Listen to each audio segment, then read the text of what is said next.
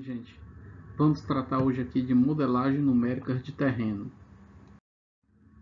Bom, o que é um modelo numérico de terreno? O modelo numérico de terreno é uma representação matemática computacional da distribuição de um fenômeno espacial, né? Você tem ali uma montanha, uma serra, e você vai representar isso numericamente, né? E isso é feito para relevo, profundidades de mar e rio, dados geográficos e geoquímicos, ou até mesmo dado climático. Você vai fazer essa representação. Você pode representar qualquer grandeza com uma variação espacial contínua quantitativa.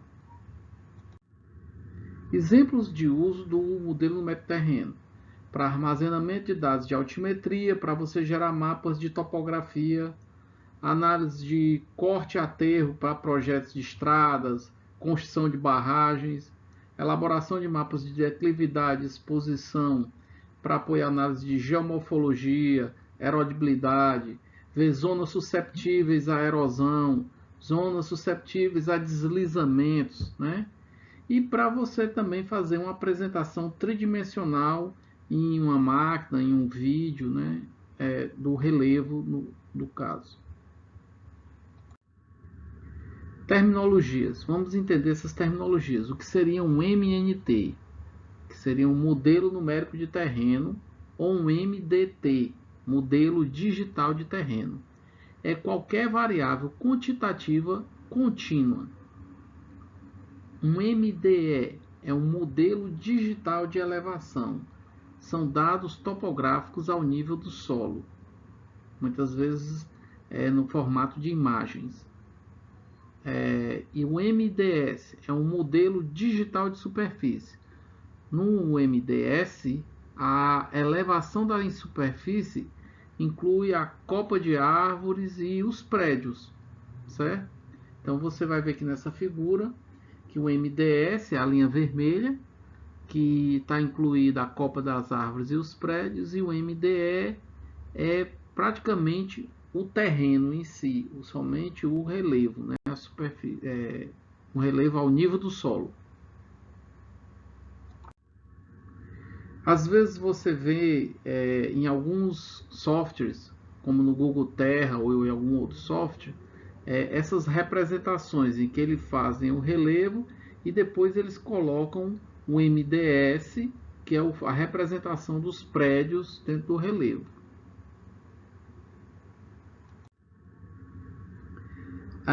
Como que a gente vai representar isso de maneira computacional, né? Ou através de pontos com dados de x, y e z, no caso comprimento, distância e altura, né? Ou através de isolinhas, que a gente vai explicar mais na frente o que se trata dessas isolinhas, praticamente são as curvas de nível do terreno, ou através de uma grade triangular, que a gente chama malha triangular TIN, ou uma grade retangular, pode ser vetorial ou pode ser no formato de uma imagem.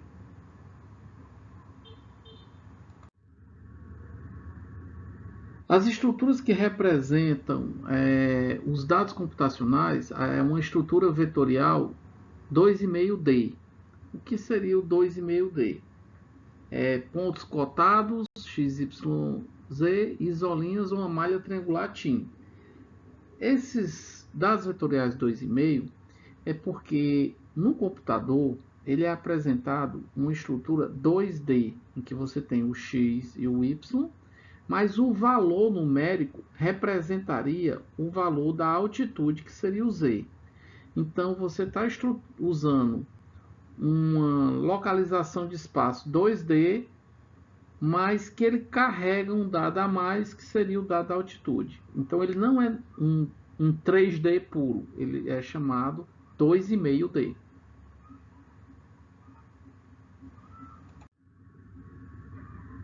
De estruturas de dados para modelo numérico terreno, grade retangular, chamada matriz de reais, muitas vezes usado também como uma imagem, né?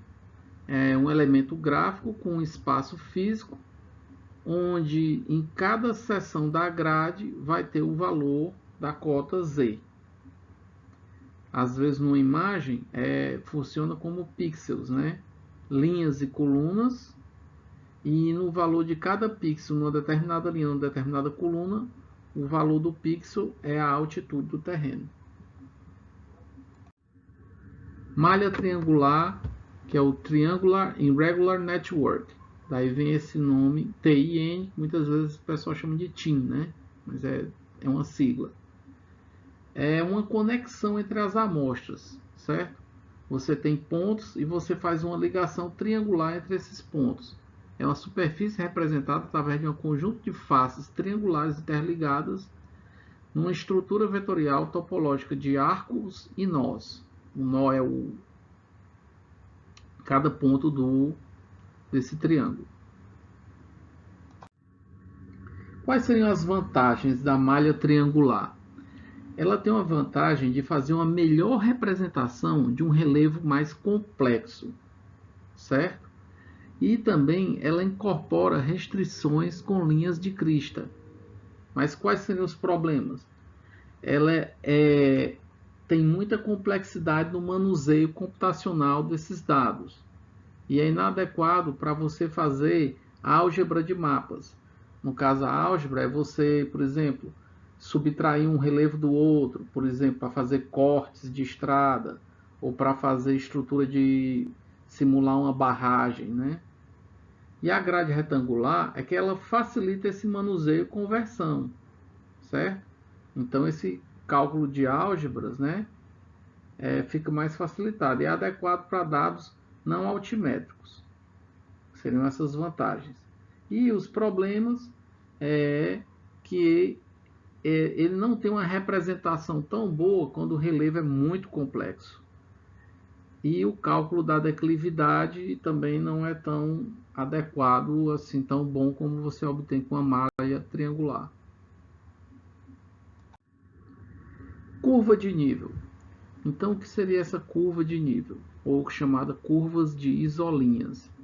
São curvas, é como se você tivesse aqui esse morro, essa serra, e você fizesse um corte imaginário nele, em seções, com uma certa altura de um para o outro. Por exemplo, aqui eles estão de 20 e 20. Então, a cada 20 unidades de altura, eu corto e eu faço o perímetro desse relevo e represento isso num mapa topográfico que vai ter o contorno das linhas. Certo? Então, a gente tem aqui nesse desenho como se eu estivesse representando um relevo e eu rebatendo isso aqui, vou obter o mapa de contorno. É uma linha imaginária em que todos os pontos dessa linha têm o mesmo valor numérico. E esse valor numérico vai ser, no caso, o valor da altitude, né? Pode ser também usado para outras coisas, para dados climáticos também, tá? Essas isolinhas, elas não se cruzam, né? E para dados altimétricos, onde todos os pontos têm a mesma altitude em relação à superfície de referência, geralmente é o nível médio do mar que é adotado como o valor dessa dado de altitude. E existe também uma equidistância vertical, um intervalo de valor entre as curvas de nível, né? Então vocês estão vendo aqui que nesse desenho ele adotou de 10 em 10 unidades de altura. Então você vê aqui, por exemplo, uma foto representando o Pão de Açúcar, que fica no Rio de Janeiro, e aí você imagina esses planos e você vai traçar um perfil, né, que na imagem ele vai apresentar como essas linhas aqui, certo? Então essas linhas concêntricas aqui representam um ponto mais alto, né? Seriam esses pontos aqui mais em tom vermelhado, tá? Esses dados é do Atlas Geográfico Espaço Mundial da Editora Moderno, 2003. O livro do Ferreira e Martinelli. Então, gente, uma das coisas interessantes é a gente escolher essa equidistância vertical das curvas de nível, né? Eu vou escolher isso de quê? De 10 em 10 metros, de 20 em 20 metros, de 2 em 2 metros, né? Esse intervalo de valor da curva de nível. Isso existe uma solução de compromisso entre você ter uma boa distribuição visual das curvas nas áreas que são mais planas, entenda que elas vão ficar mais distantes, e um limite de espaçamento visível entre linhas de encostas íngremes, porque quando você tem uma encosta íngreme, a tendência é que essas linhas fiquem próximas e muitas vezes elas aparecem como ficam emboladas, né? Ficam tudo juntas. E o valor de classe redondo, quebra clara para facilitar a leitura, né? Ou seja, existe aqui alguns dados que vão lhe ajudar a você escolher qual é a distância que você vai colocar entre essas curvas de níveis. A melhor escolha de equidistância pode variar, dependendo do relevo da região, né? Se ele é mais para montanhoso ou é mais para plano. Então veja aqui, quando as curvas são muito próximas, dependendo da distância que você escolhe, elas ficam aqui emboloadas, né? Ficam todas juntas. E nos locais que são mais planos, ela fica muito espaçada. Ficam praticamente só esses pontos aqui. Então, esse quadro meio que ajuda você escolher esse intervalo entre as linhas em função da escala. Então, tomando a escala como M, se eu tenho uma escala 1 para 1 milhão, o intervalo que ele está sugerindo aqui é de 200 metros. Se for para 1 para 500 mil, 200 metros. 1 para 250 mil, 100 metros e assim por diante. Existe também uma equação que você coloca como o menor intervalo visível para uma encosta de 45 graus de declividade. Então, o valor vai ser A, onde você pega o valor da escala e divide por 2.000. Então, uma escala de 1 milhão dividido por 2.000, o valor do intervalo vai ser 500 metros, em vez dos 200 que está sendo sugerido na primeira coluna. Se for 1 para 500 mil, então indo para essa coluna do meio, eu vou pegar 500 mil, dividir por 2.000, vai dar 250. Então, isso vai ser o valor do intervalo visível para uma encosta de 45 metros. E ainda existe uma terceira opção, que é a terceira coluna. Em um bom espaçamento, essa distância entre as curvas de nível, você vai colocar como sendo n vezes log de n, onde esse n vai ser a raiz de 100 dividido pelo valor da escala mais 1. Então, eu pego 100, divido, por exemplo, por 1 milhão, somo mais 1, tira a raiz, vai dar 200 metros, que é o valor, inclusive coincide com o valor da primeira coluna sugerido de 200 metros. Se vocês quiserem saber mais dados, tem esse livro do Ian Hoff, que é Cartography Relief Presentation. É um livro da Esri de 2007. Já para a escala do TIM, você, que é o TIN, você faz uma relação entre a escala e a acurácia visual, dependendo da resolução horizontal, né? Então, aqui ele tem os valores, resolução horizontal aproximada e equidistância vertical de curva de nível, certo? Esse material também é do mesmo livro do Cartography Relief Presentation. Então, vejam aqui lado a lado um mesmo terreno apresentado por curva de nível e representado por triangulação. Veja que nos valores mais planos, o triangulação ele representa assim essa complexidade do terreno, né?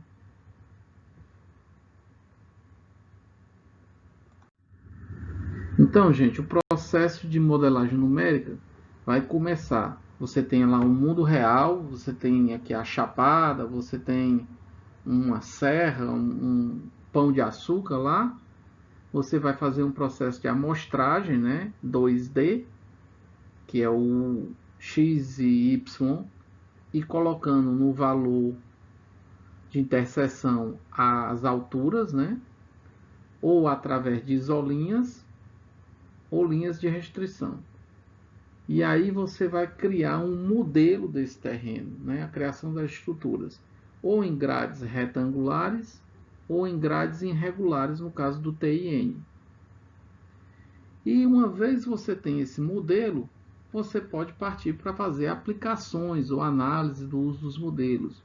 Por exemplo, criar imagens do modelo terreno, criar imagens 3D, fazer o cálculo da declividade do terreno, fazer o fatiamento, que é você colocar cores diferenciadas para o relevo, ver a questão de visibilidade, sombreamento, extrair linhas de contorno, fazer cálculos de volume, fazer cálculos de drenagem de terreno, etc.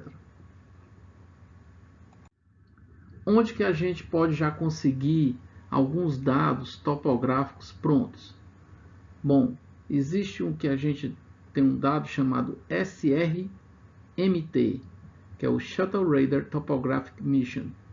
Foi uma missão de uma agência espacial americana, em que eles colocaram um ônibus espacial na atmosfera, fora da atmosfera, né, mandaram para o espaço, e ele fez o mapeamento do globo terrestre.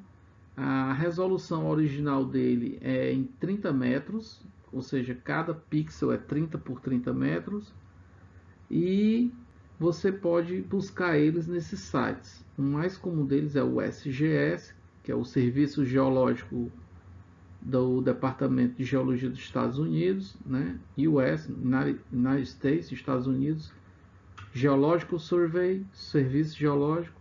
Tem esse portal chamado Earth Explorer. Então eu recomendo que vocês vão nesse link, façam o cadastro.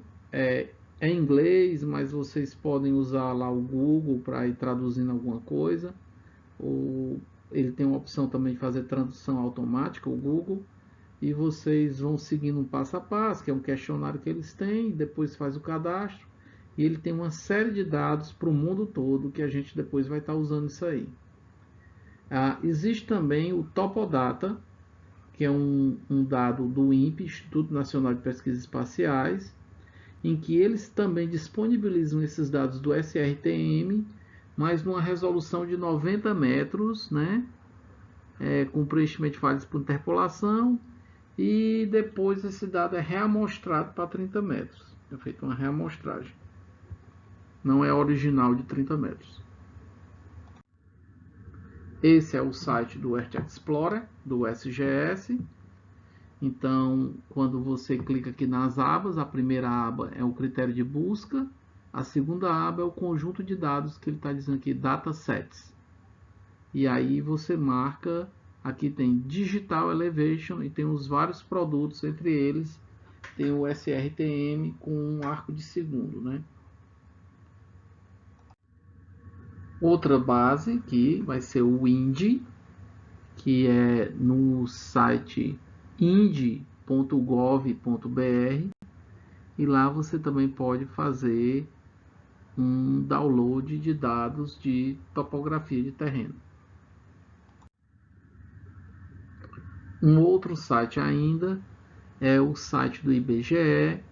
Você clica na aba de cartografia geodésica, aí vai ter um item que é o mapeamento topográfico.